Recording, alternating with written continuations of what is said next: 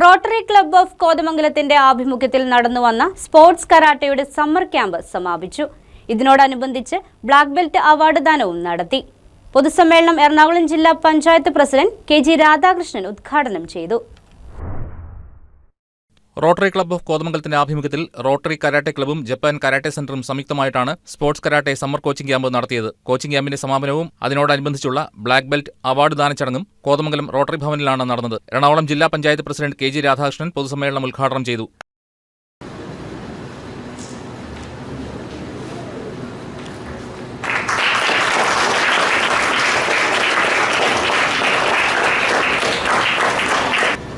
ഇവിടെ സംഘടിപ്പിച്ചിട്ടുള്ള summer coaching ക്യാമ്പും അതോടൊപ്പം തന്നെ ബ്ലാക്ക് ബെൽറ്റ് അവാർഡിംഗ് സെറിമണിയുമാണ് ഇവിടെ സംഘടിപ്പിച്ചിട്ടുള്ളത്. ഏത് പ്രതിസന്ധിയിലും തളരാതെ നിൽക്കാൻ കഴിയുന്ന മനസ്സിനുടമകളാകുക, മറ്റുള്ള നമ്മുടെ സഹോദരങ്ങളെയും സഹപ്രവർത്തകരെയും ഒക്കെ സമഭാവനയോടെ കാണാൻ കഴിയുന്ന പുതിയ തലമുറ കുട്ടികൾ ഉണ്ടായി വരിക എന്നുള്ളതും ഏറ്റവും പ്രധാനപ്പെട്ട കാര്യമാണ്.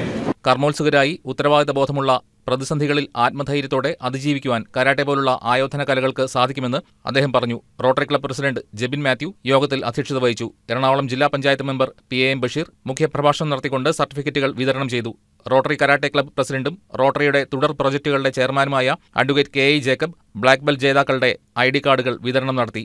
ആസാമിൽ വെച്ച് നടന്ന all India inter university karate ചാമ്പ്യൻഷിപ്പിൽ മെഡൽ ജേതാക്കളായ കോതമംഗലം റോട്ടറി കരാട്ടെ ക്ലബ്ബിലെ അഭയകൃഷ്ണൻ കെ.ജി., ഗൗരി ആർ എന്നിവരെ ചടങ്ങിൽ ഉപഹാരം നൽകി ആദരിച്ചു. ക്യാമ്പിൽ നല്ല പ്രകടനം കാഴ്ചവെച്ച അലൻ ബെന്നി, ദേവന അജീഷ് എന്നിവരെ പ്രത്യേകം ഉപഹാരം നൽകി അനുമോദിച്ചു.